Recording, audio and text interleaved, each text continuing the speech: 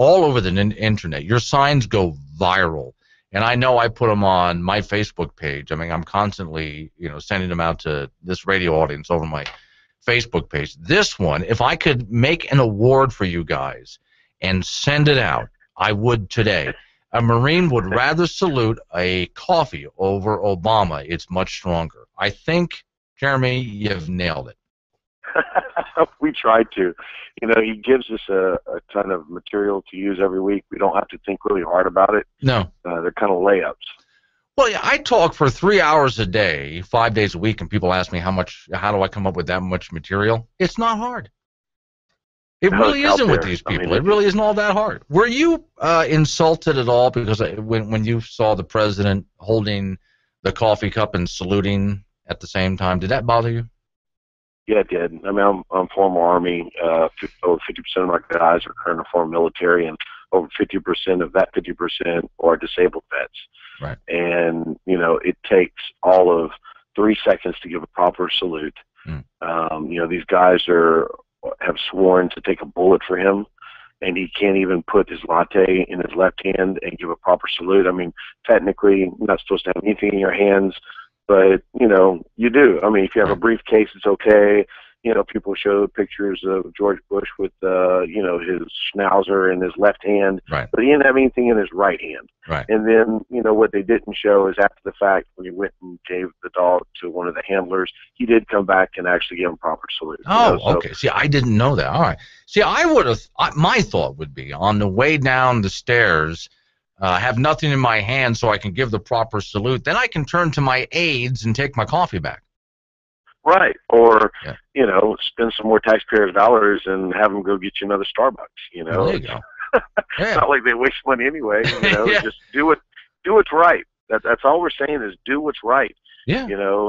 Sergeant Timoresi that's still in Mexico, come on, do what's right. Oh, see, I still don't understand that. Go get him. I also don't understand why that sergeant is still there and the irrelevant press has just dropped it as a topic altogether. They're not even covering the story anymore. As far as I'm concerned, every hour that goes by, it becomes more outrageous.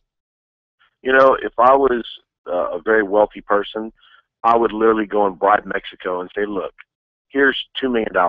Yeah. Just give them back to us.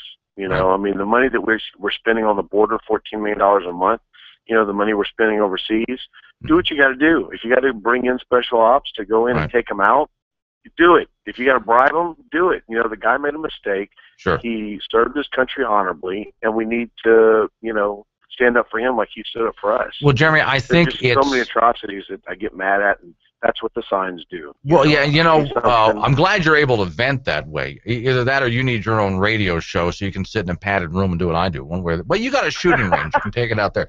But no, I think actually with a president of the United States, it would take one phone call. Call the Mexican president and say, hey, look, we're letting a lot of your people across our border and giving them free stuff.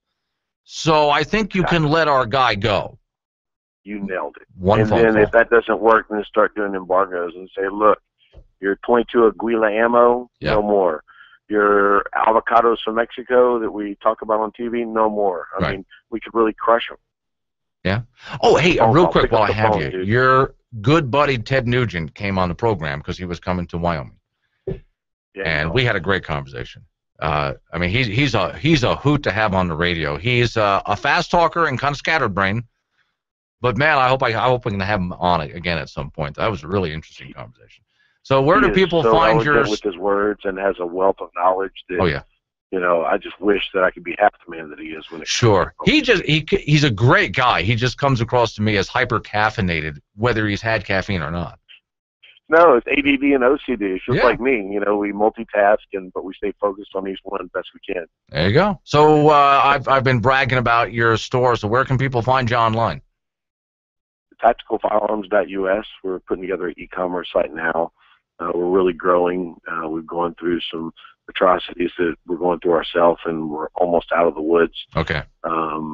So things are looking really good. When you paint a target in your 800-pound gorilla, I guess you get a lot of the people that are jealous and want to come at you. And oh, absolutely. We're not afraid to talk. We're going to keep saying the truth, and the truth will set you free. All right. Thank you for calling in. Good to talk to you again. Thank you, brother. Have a good one.